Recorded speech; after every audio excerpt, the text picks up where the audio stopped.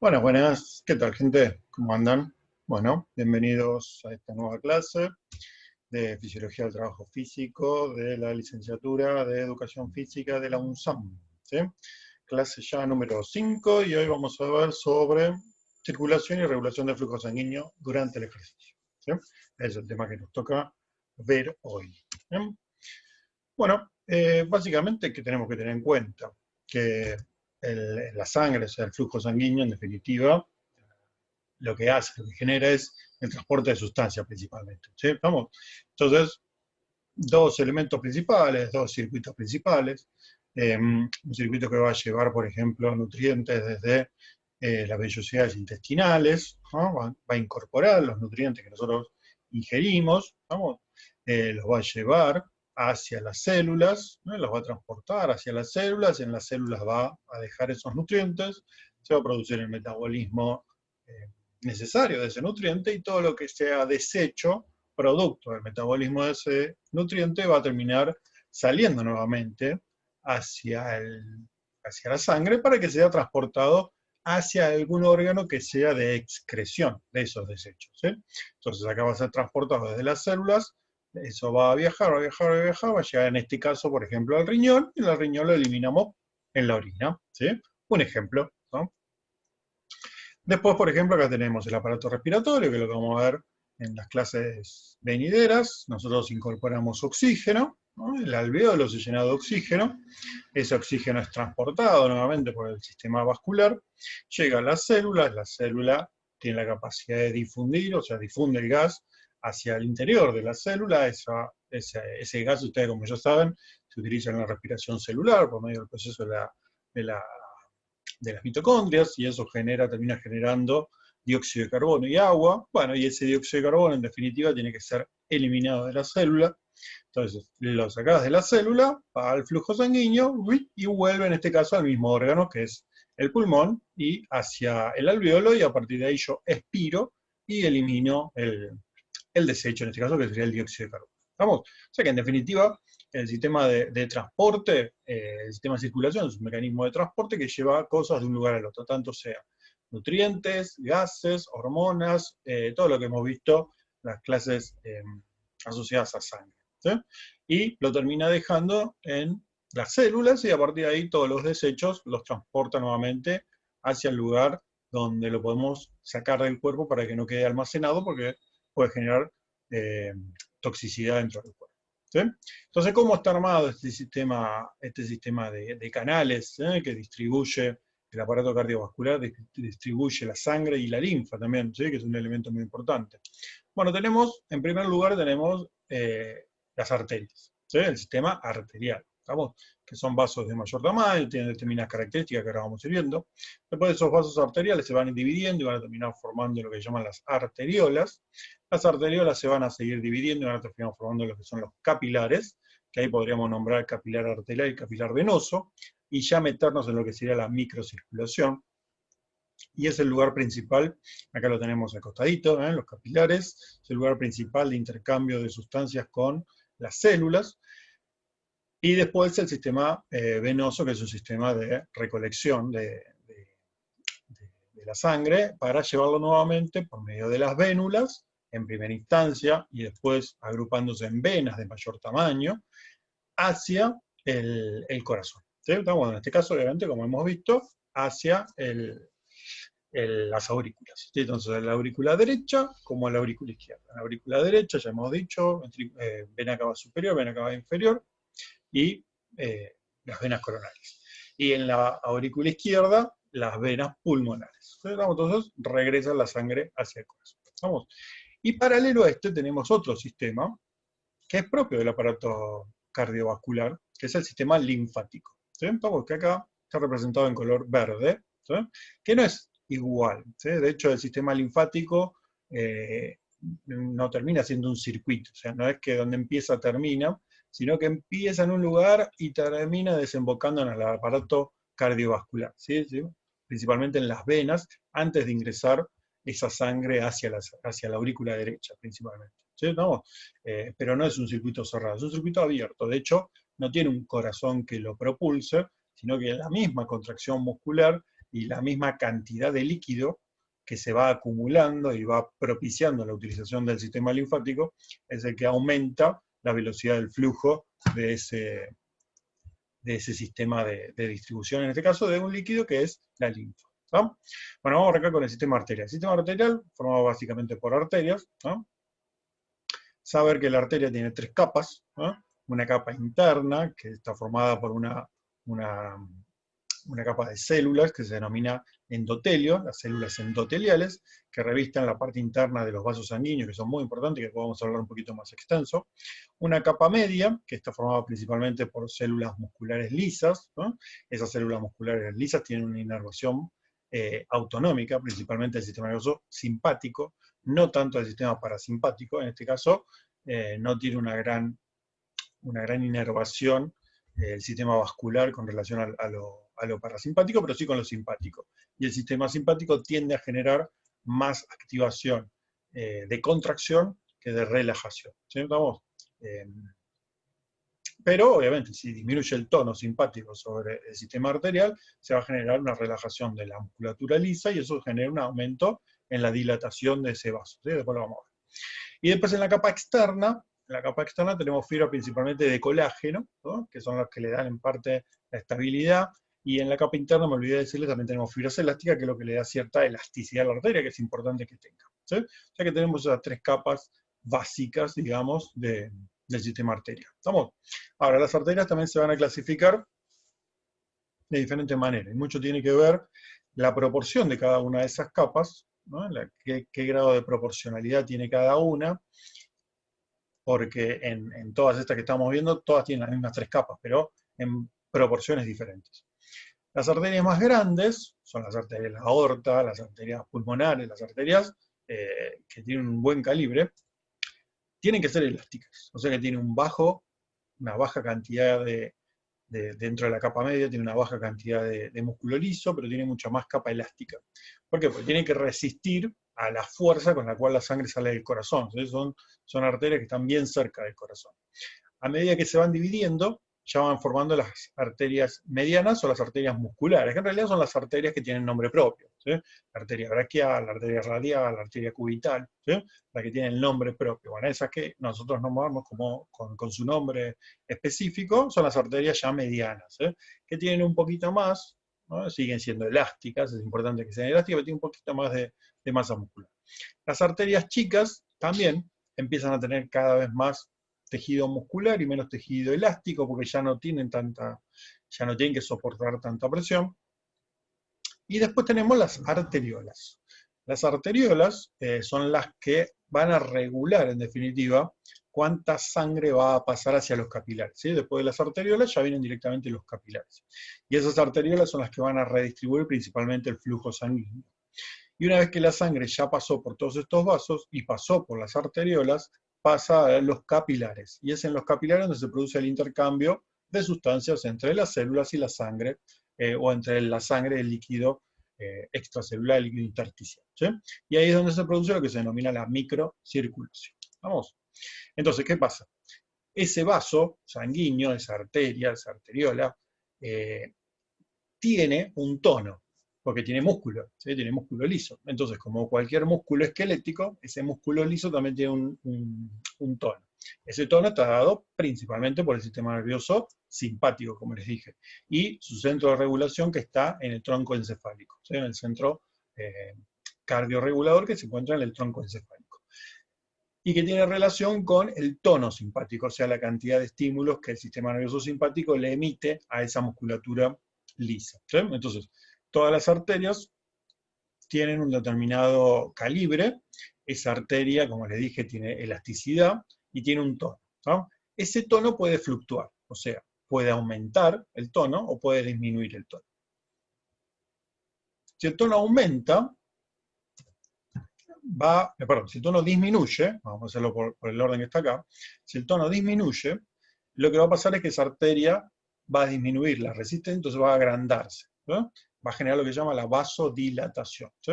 Esa vasodilatación está provocada más por factores locales, ¿no? Que vamos a ver en la siguiente filmina, que están relacionadas con estímulos propios hacia el endotelio celular para favorecer el proceso de relajación de la musculatura periférica, o sea, la musculatura que está en la capa media del árbol vascular, ¿sí? Entonces, va a permitir que la sangre pase con mayor facilidad por este espacio, disminuyendo la resistencia al flujo de sangre, ¿sí? Porque si vos tenés un calibre más grande por donde la sangre puede pasar, tiene menos dificultad para pasar, entonces la resistencia para pasar por ese vaso sanguíneo disminuye, ¿no? Eso va a ser importante en lo que vamos a ver la semana que viene, que va a ser presión arterial. Y todo lo contrario sería cuando ese tono vasomotor se incrementa. Al incrementarse el tono vasomotor, principalmente por activación simpática, como hemos visto, pero también tiene activación humoral, propia, digamos, de la acción del endotelio vascular, va a generar una mayor contracción. Entonces va a generar que esa musculatura lisa que está alrededor, en la capa media, se contraiga. Al contraerse se cierra el cañito, digamos, se cierra la arteriola. Y al cerrarse la arteriola disminuye el flujo de sangre hacia ese órgano, y al mismo tiempo, como el vaso es más chiquitito, cuesta más pasar la sangre, entonces aumenta la resistencia. ¿Sí? Entonces, de esa manera, entre la vasoconstricción y la vasodilatación, lo que hace el cuerpo es redistribuir el flujo sanguíneo, que la cantidad de sangre es estable, pero tiene que ir redistribuyéndolo principalmente hacia aquellos órganos que requieren más, que tienen un requerimiento metabólico más alto, ¿sí? Entonces nosotros tenemos una redistribución de flujo sanguíneo que se va a ver fluctuada si yo estoy en reposo, si estoy haciendo ejercicio, ¿sí? Como les dije recién. Cada órgano va a recibir sangre en base a sus requerimientos tisulares que tiene. Cuanto más requerimiento tisular tenga ese órgano, más cantidad de sangre va a recibir, ¿sí? Entonces fíjense, acá estamos en reposo, que el músculo solamente recibe un 20%, ¿vamos? Mientras que los riñones reciben un 22%, el cerebro recibe un 14%, la piel un 6%, el corazón un 4%, o sea, el hígado, fíjense que recibe una gran cantidad, porque está metabolizando todo el tiempo, así que el hígado es un órgano muy importante durante el reposo. Fíjense todo lo que recibe, ¿no? Entonces así es como se va redistribuyendo. Ahora, cuando nosotros hacemos ejercicio físico, fíjense que obviamente aumenta el gasto cardíaco, aumenta la cantidad de sangre que está dando vuelta por el cuerpo, pero fíjense cómo cambia la redistribución, ¿sí? Ya prácticamente el 85% de la sangre va hacia los músculos en actividad, y el resto de los órganos disminuye su cantidad de sangre, ¿sí? Estamos, la cantidad de sangre a la cual está siendo beneficiario. Pero piensen acá que estamos hablando de en ejercicio. En ejercicio, como les dije, aumenta el gasto cardíaco. Entonces, fíjense que estamos hablando de 25 mililitros que están dando vuelta por minuto, y acá estamos hablando de 5.000 mililitros que están dando vuelta, ¿sí? Porque si ustedes miran acá, dice corazón 4% equivale a 1.000 mililitros. Y acá miran, corazón 4%, 200 mililitros, ¿sí? O sea, el corazón, bueno, justo en este caso, pues también es un músculo, mantiene la misma proporción, pero aumenta la cantidad porque hay más sangre dando vuelta. No es que se crea más sangre, pero al aumentar el gasto cardíaco por el ejercicio físico, como vimos en las clases anteriores, aumenta proporcionalmente la cantidad de sangre, por más que el porcentaje tienda a disminuir o tienda a alterarse, ¿sí? ¿Estamos? Bien. Acá fíjense, el músculo 20% serían 1.000 mililitros, y acá el músculo 84 serían 21 mililitros, ¿sí? ¿Estamos? Vale. ¿Se entendió? Fácil. Bueno, entonces, tenemos, uy, me olvidé las flechitas. Bueno, esto es lo mismo de antes, el tono vasomotor que va a alterarse hacia un lado y hacia el otro, y acá lo que les agregué son qué factores inciden en que se haga una vasodilatación o una vasoconstricción. En la vasodilatación, la regulación local, que es propia del órgano que está trabajando, que al generar mucho más calor, mucha más temperatura, bueno, más calor, más temperatura es lo mismo, al generar mucha más acidez, al sacar potasio, acuérdense cuando se despolariza el potasio sale, al alterar el equilibrio de magnesio, al aumentar la cantidad de magnesio, al aumentar los citratos, al aumentar el dióxido de carbono, al aumentar el óxido nítrico. El óxido nítrico es una sustancia gaseosa derivada de las células endoteliales que se produce por fricción de la sangre. O sea, cuando la sangre está pasando por la pared del vaso sanguíneo, cuando va pasando genera una fricción. Esa fricción tiende a generar una estimulación mecánica sobre la célula, y esa estimulación mecánica sobre la célula tiende a generar la secreción de este óxido nítrico para favorecer la vasodilatación. Y con esa vasodilatación disminuye la fricción y mantenga un buen flujo. ¿Sí? El lactato, miren el lactato que tanto le hinchan las pelotas al lactato, ahí está. El lactato genera vasodilatación. Vamos, la histamina y la bradicinina. ¿Sí? La histamina, sustancia muy importante asociada a los glóbulos blancos, y la bradicinina asociada a las globulinas que están en sangre. ¿Sí? Vamos, todos están relacionados más que nada con sistema inmunológico o por lo menos mecanismo de defensa. ¿Sí? Entonces genera una vasodilatación. Vasoconstricción, o sea, todo lo contrario, principalmente actividad simpática, eso es lo principal, pero aumento de calcio, aumento de angiotensina, ¿se acuerdan? Cuando hablamos del sistema endocrino, digo bien. El sistema endocrino, una de las funciones que tiene es regular el flujo de sangre y la cantidad del volumen sanguíneo. ¿Estamos? En este caso, la angiotensina lo que hace es disminuir, o aumentar, mejor dicho, la contracción del músculo de la capa media de las arteriolas. ¿No? La noradrenalina, ¿no? Derivada de la activación simpática. La hormona antidiurética, ¿no? También, acordémonos, hormona antidiurética asociada al sistema endocrino. La endotelina y los tromboxanos. La endotelina y los tromboxanos están relacionados también, son sustancias del sistema autócrino, autócrino y parácrino propio de las células del endotelio, y que son segregadas para provocar vasoconstricción. ¿Sí? ¿Estamos? Bien. Así que bueno, acá tenemos algunas de las sustancias que pueden provocar o vasodilatación o vasoconstricción. ¿Sí? Ahora, después de las arteriolas vienen los capilares, como dijimos. Bueno, los capilares es el lugar de intercambio. Es en el lugar en donde se produce un intercambio entre las sustancias y se produce principalmente por difusión. Hay otros dos mecanismos más, pero el principal es la difusión. ¿Estamos? La difusión, acuérdense, es el paso de una sustancia donde está más concentrada, donde está menos concentrada, sin gasto de energía, porque es difusión simple. Está formado por el endotelio, por esa capa endotelia que les dije, y una membrana. O sea, no tiene ni masa muscular, ni tejido conectivo, ni tejido elástico. Vamos, está mucho más desprovista de todo eso porque tiene que ser la capa o la pared mínima para que las sustancias puedan pasar y atravesarlas para ponerse en contacto con en este caso con el líquido extracelular, con el líquido intersticial, y con ese líquido intersticial después unirse a las células. ¿Sí? Más o menos tenemos 80.000 kilómetros de capilares. ¿Sí? Así que imagínense la cantidad que tenemos. Y depende obviamente de la contextura física. La densidad vendría a ser esto, ¿sí? Por cada centímetro que tenemos, centímetro cuadrado, qué cantidad de vasos sanguíneos tenemos. De la red capilar determina la extensión total de la superficie disponible para intercambio entre sangre y tejidos. Obvio, ¿sí? Si yo tengo menos cantidad de vasos sanguíneos en una misma superficie, voy a haber menos intercambio. Cuanto más vasos sanguíneos, cuanta más densidad capilar, digamos, tengo en una misma parte, en una misma superficie de células, mucha más capacidad voy a tener de intercambio. ¿Sí? Y eso aumenta con el ejercicio físico. La densidad depende de la actividad metabólica tisular. O sea, cuanta más actividad metabólica vaya a tener ese órgano, más cantidad de red capilar va a tener. ¿Sí? Tanto sea normalmente, o sea, sin hacer ejercicio, y mucho más se mejora con el ejercicio, obviamente, sobre el árbol vascular asociado a la musculatura esquelética, ¿no? Sobre todo. Pero también a la muscular del corazón, del miocardio.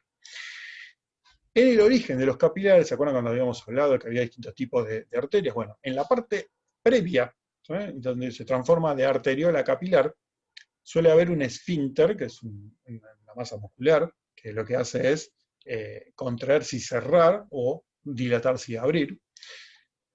Precapilar, o sea, antes del capilar, ¿sí? Que controla obviamente la cantidad de sangre que pasa a estos vasos. Entonces, el flujo de sangre que viene por acá, por la arteria chica, que después se transforma en arteriola, va a pasar antes de entrar a los capilares, va a tener que pasar por este esfínter precapilar.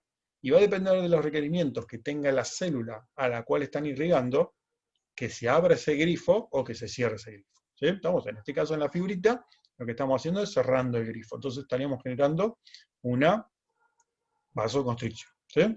Porque el órgano al cual le estamos llevando esa sangre no lo está necesitando, metabólicamente, ¿sí?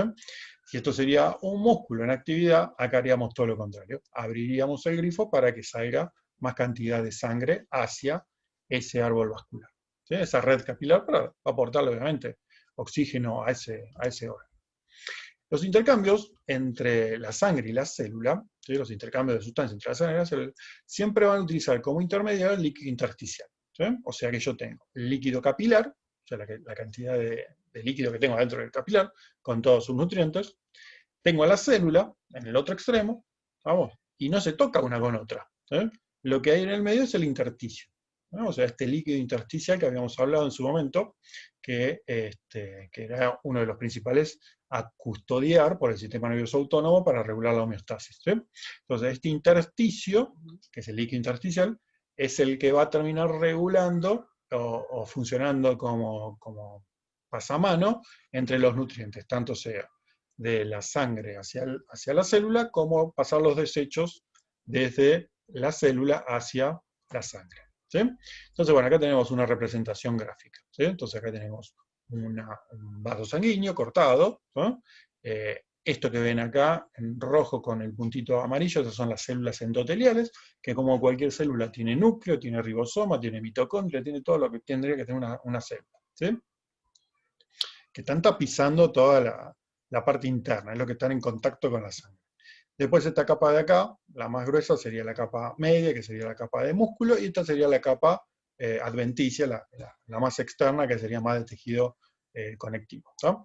Después tenemos las células, supongamos que estas son células musculares, estas serían todos los sarcómeros, acá tenemos los núcleos, acuérdense que es multinucleada, y después acá lo que ven son fibras de colágeno del propio líquido, acuérdense, cuando hablamos de tejido conectivo, ¿sí?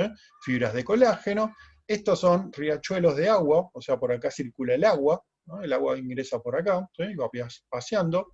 Estos son proteínas, ¿no? Esas proteínas atraen líquido, ¿no? Y estos son fibras de colágeno, que le dan estabilidad a ese líquido extracelular. El líquido extracelular, el líquido intersticial, mejor dicho, sería todo el resto de la pantalla. Todo lo que está en celeste sería el líquido intersticial. ¿Vamos? Entonces, esto sería la arteria, ¿sí? A esa arteria, para transformarla en capilar, yo le tengo que sacar todo lo demás. Entonces, esto sería el capilar. Capilar solo sería el endotelio con la capita de afuera, que sería la membrana basal. ¿Estamos? Y a partir de ahí es que yo puedo generar, que vamos a cambiar de color porque este color no se va a ver. Vamos a poner este. Vamos a poner este. Es que el oxígeno que viaja en el glóbulo rojo va a salir. Ese oxígeno va a entrar acá, de acá va a tener que ser enviado hacia la célula muscular. En la célula muscular se unirá la mioglobina, eso ya lo saben, se producirá el metabolismo aeróbico, y de acá lo que va a pasar, ya lo saben también, es que se va a producir dióxido de carbono. Ese dióxido de carbono va a tener que salir, al salir el dióxido de carbono va a pasar también por ese líquido intersticial, y este va a ingresar nuevamente hacia la sangre. ¿Sí? Y bueno, en la clase, cuando veamos respiratorio, vamos a ver cómo viaja una cosa y la otra, ¿sí? Pero después todo el resto es igual. O sea, el lactato, a ver qué te gusta el lactato. El lactato, que está acá, que sale, va a tener que ingresar también, ¿sí? ¿Vamos? Pero va a tener que pasar por este espacio, ¿sí? Este líquido intersticial, ¿estamos? Que está también formado por estas fibras de colágeno, ¿sí? ¿Estamos? Y que muchas veces estas fibras de colágeno pueden generar un enjambre, una pérdida de líquido, en realidad tienden a retener líquido, ¿sí? Pero bueno, pueden llegar a perder líquido y hacerse un poquito más denso, ¿no? Y dificultar un poco el paso de los nutrientes hacia un lado y hacia el otro. El agua va a pasar por acá, porque el agua también te va a salir, ¿sí? El agua que yo tengo acá en el plasma, cuando aumente la presión propio del ejercicio físico, el agua sale, ¿sí? Y para eso necesito el sistema linfático, ¿sí? Para tratar de recolectar ese líquido y volver a meterlo en el vaso sanguíneo. Pero bueno, para que esa agua ingrese a la sangre, no, a la célula muscular, va a pasar por estos riachuelitos, que son conductos de agua, ¿no? Que va a ir llevando el agüita y lo puedo meter acá. ¿Sí? ¿Estamos? Entonces aumenta el líquido intracelular. ¿Sí? ¿Bien? Y también el líquido intracelular puede incrementarse y volver a salir. ¿Sí? Entonces aumenta el agua en el líquido intersticial. ¿Sí? ¿Se entiende? Y ese es el flujo constante que se va dando en todos los movimientos que realiza eh, el árbol vascular para ir regulando la cantidad de nutrientes. ¿Estamos? Es bastante simple. Muy bien. Bien, y esto es lo que se denomina comúnmente microcirculación. Ahora, ¿de qué depende esa difusión? Esa que les expliqué recién. Bueno, va a depender de la diferencia de concentración. Si yo tengo la misma cantidad de nutriente adentro del vaso que afuera del vaso, no va a salir. Si yo tengo la misma cantidad de nutrientes adentro del líquido y en el líquido y adentro de la célula, no va a pasar porque no pasa por difusión, por diferencia de concentración. La permeabilidad de la pared. Esta pared vascular tiene que tener cierta permeabilidad. Para eso tiene ciertos poros, que acá no me salieron en el dibujito, pero acá, entre una y otra, tiene ciertos poros para permitir el paso de determinadas sustancias. ¿Sí? Los gases, como son liposolubles, no tienen drama, atraviesan las membranas. Las membranas, acuérdense que son una doble capa lipídica, entonces atraviesan sin ningún problema los gases, no tenés drama. El tema son los nutrientes, los minerales, que puede tener consecuencia en el hecho de que no pueda atravesar correctamente esa membrana. ¿Sí? Entonces, la membrana endotelial tiene que tener cierta permeabilidad, que se va perdiendo a medida que se va lesionando esa membrana. ¿Sí? ¿Estamos? La superficie de contacto. Cuanta más superficie de contacto tenga, lo que decíamos antes, más capacidad va a tener esta célula de nutrirse. Si estas dos células solamente tienen este vaso, bueno, van a depender de este vaso, pero si se forma un nuevo vaso acá o un nuevo vaso acá, cuanta más cantidad de vasos sanguíneos tengan alrededor, mucho mejor va a ser la capacidad de difundir esas sustancias. Y la distancia de difusión. ¿Sí? No es lo mismo que esto esté muy cerca que esto esté muy lejos. ¿Sí? ¿Estamos?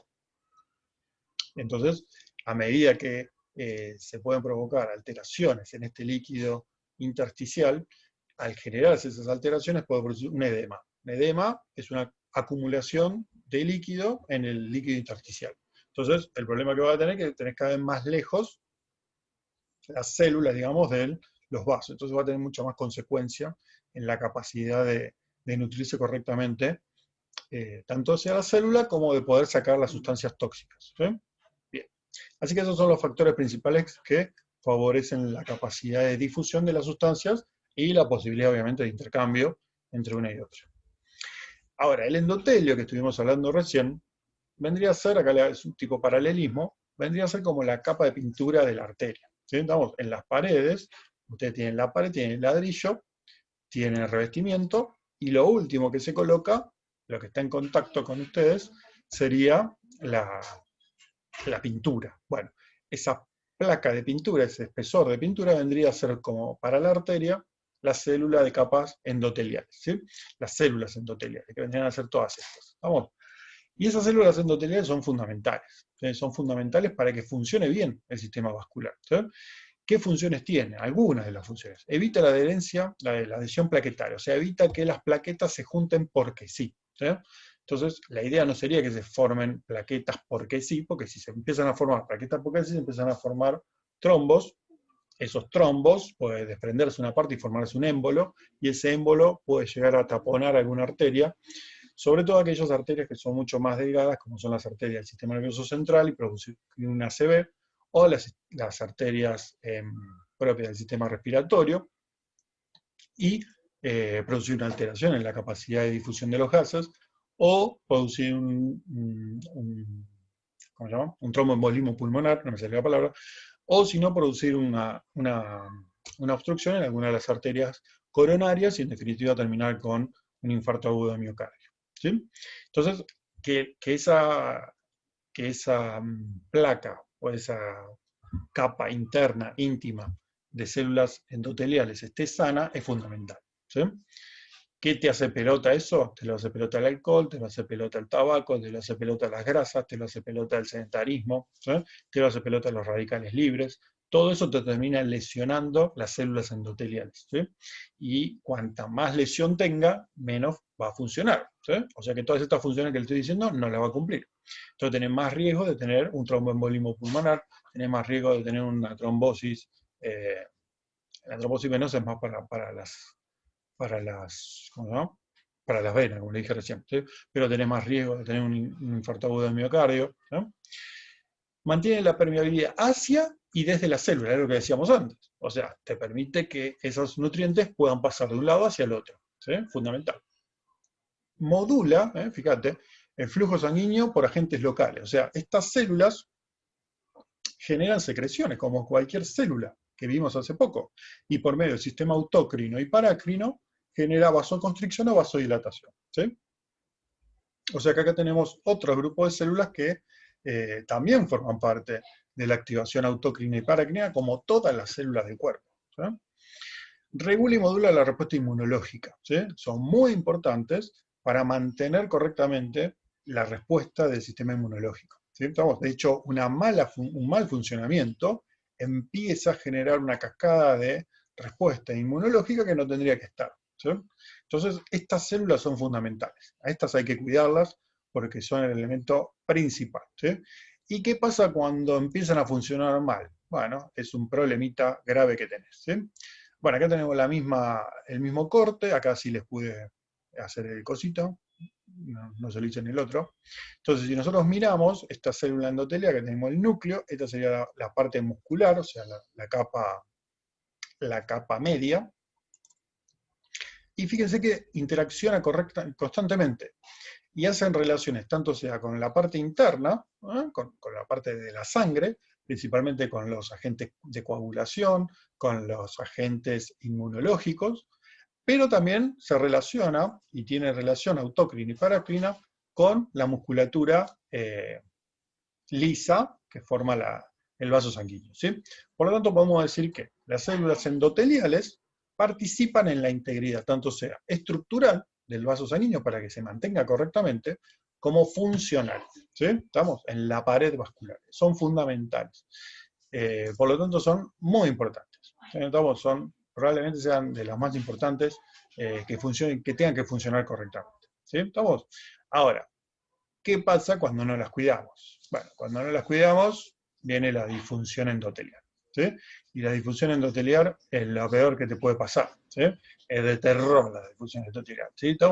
De hecho, es lo que empieza a causar los problemas asociados a la arteriosclerosis, lo que empieza a asociar a la mayoría de los problemas cardíacos, ¿sí? O sea que hay que cuidar al endotelio. ¿Y cómo lo cuidamos? Alimentándonos bien, no fumando, no tomando alcohol en exceso estoy hablando, no una copa, no pasa nada, en exceso estoy hablando. Haciendo ejercicio físico, ¿estamos? Muy bien.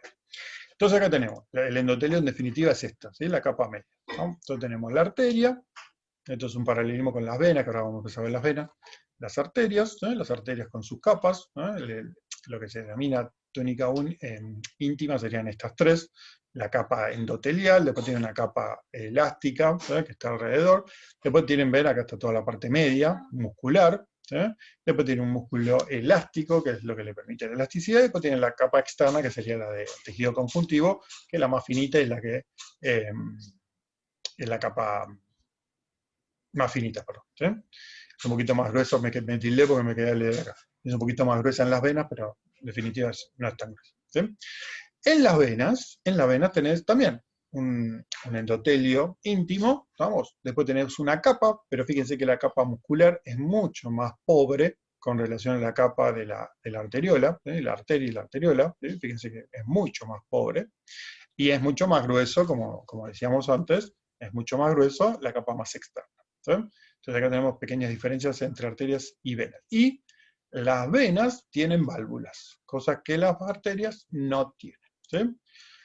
El sistema venoso está caracterizado por tener dos caminos, digamos, venas que son más superficiales, que son las que se ven a simple vista, y venas más profundas, ¿sí? Las venas más profundas suelen estar relacionadas con los músculos, entre los músculos, ¿sí? Y hay un sistema perforante que une uno con el otro. ¿sí? O sea, un mecanismo de llevar la sangre de la vena superficial hacia la vena profunda, ¿sí? La vena profunda es la que tiene una dirección hacia un solo lado, o sea, tiene un flujo unidireccional que siempre va hacia el corazón, ¿sí? En cambio, la vena superficial puede tener un flujo bidireccional, hacia un lado y hacia el otro, pero siempre termina drenando esa sangre hacia las venas. Las venas son muy importantes porque, como hemos visto en clases anteriores, es el sistema que más capacitancia tiene, o sea, que más puede expandirse, digamos, ¿eh? Y tienen la capacidad de reservar sangre, ¿no? De hecho, cuando empezamos a hacer ejercicio, esa sangre que estamos reservando, digamos, en las arterias, en las venas, perdón, las venas, empieza a ponerse en funcionamiento principalmente por la acción muscular y por esto que tenemos acá, que es lo que se llama la suela venosa de Lechars, ¿sí? Fíjense la red capilar que tenemos en cuanto a las venas en la planta del pie. Eso hace que cada vez que nosotros pisamos, la presión de nuestro cuerpo hace que esa sangre que esté en la parte inferior del cuerpo, que más le cuesta subir por acción de la gravedad, se ve propulsada hacia arriba, ¿sí? Y es potenciada aún más por otra bomba, que es la bomba asociada a los gemelos, que se llama bomba de Barlow, ¿sí? Entonces, la contracción muscular de los gemelos más la presión que hacemos contra el piso va potenciando el trabajo del retorno venoso hacia la bomba cardíaca. Y la presencia de las válvulas evita el reflujo, o sea, evita que la sangre vuelva a bajar. ¿Estamos? Entonces, yo cuando contraigo, ¿no? Cuando genero la contracción del músculo, facilito que la sangre suba, ¿sí? Sobre todo los miembros inferiores que estamos hablando ahora, ¿no? Esa sangre va a ir hacia arriba, va a hacer que la válvula se abra en dirección hacia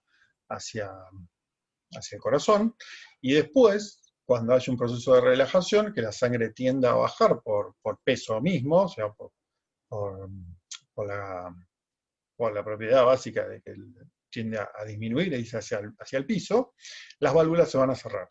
Al cerrarse la válvula, esa sangre no puede seguir bajando y una nueva contracción hace que siga subiendo, ¿sí? Entonces favorece la válvula el retorno venoso. Y la contracción muscular lo mismo, ¿sí? Va como comprimiendo y esa compresión potencia la capacidad de esa vena de ser comprimida y favorecer el flujo sanguíneo, ¿tá? Y también habíamos dicho que teníamos pequeñas bandas de masa muscular lisa que también, por inervación simpática, van a generar una contracción y esa contracción favorece el retorno venoso, ¿sí? Acuérdense, más retorno venoso, más capacidad de aumentar tu gasto cardíaco vas a tener siempre y cuando todo funcione bien, ¿no? Y después tenemos el otro, que es el sistema linfático, ¿sí? El sistema linfático es un conjunto de células, ¿no? Un conjunto de tejidos, un conjunto de órganos que regulan principalmente la cantidad de líquido que hay en el espacio intersticial y que reaccionan ante agentes nocivos, ¿sí? Dentro de la célula tenemos los linfocitos, ¿no? Bueno, y a diferencia del sistema vascular, como les dije, fíjense que estas son las células, obvio, ¿no? Esto que ven acá blanquito entre medio vendría a ser el líquido intersticial, y esto es el flujo de líquido, ¿no? El flujo de líquido que va y va a terminar formando lo que sería la linfa, ¿sí? Y acá tenemos las aperturas de los vasos linfáticos, ¿sí? Tienen pequeños poros, entonces facilita que vaya ingresando el líquido en exceso, ¿no? Hacia esos vasos linfáticos y que sea llevado, ahora vamos a ver, hacia el sistema vascular, ¿sí? Pero fíjense que acá esto arranca desde un punto ciego, ¿sí? De hecho eso se llama fondo de saco ciego, esto de acá. No es que es un tubo que va y da toda la vuelta como es el sistema vascular.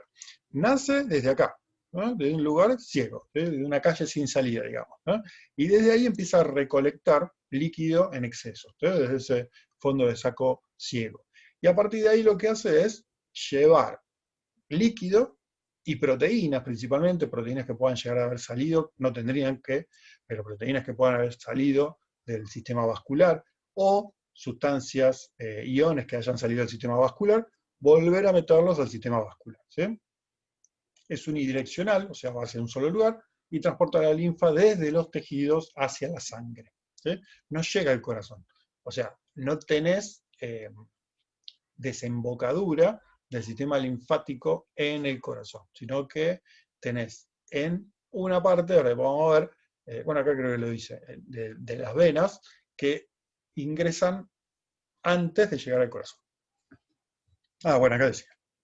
El sistema linfático, desemboca, o sea, va drenando todo ese exceso de líquido y proteínas hacia lo que se llama el conducto linfático, ¿sí? Que están en las venas a nivel de las yugulares y las subclaves, ¿sí? O sea, acá, ¿no? Bien.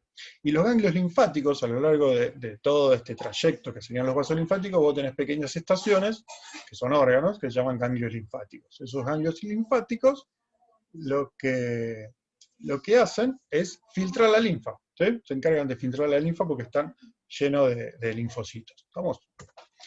Bueno, los capilares linfáticos son mucho más permeables que los sanguíneos y lo que hacen es favorecer la recolección de líquidos y proteínas y a partir de ahí llevarlos hacia el sistema vascular normal, ¿sí? Entonces acá tenemos la circulación normal de la sangre, ¿vamos?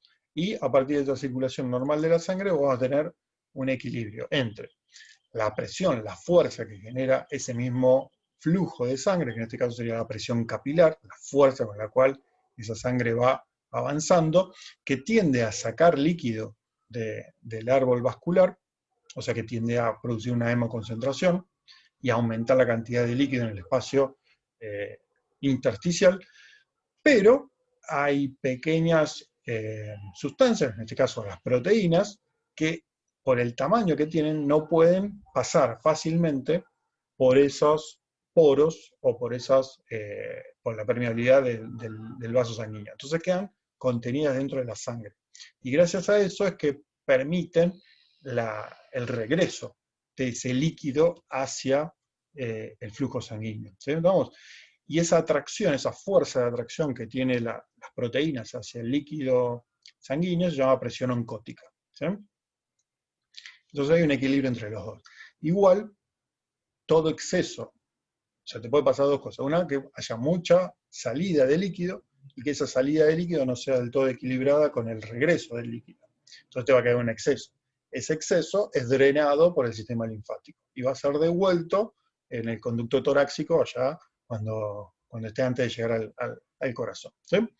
Otro que te puede pasar, que es más problemático, es que por determinadas causas, las proteínas que están dentro del plasma salgan del plasma. ¿Sí? Entonces salgan al líquido intersticial. Entonces ahí vas a tener un problemita. ¿Por qué?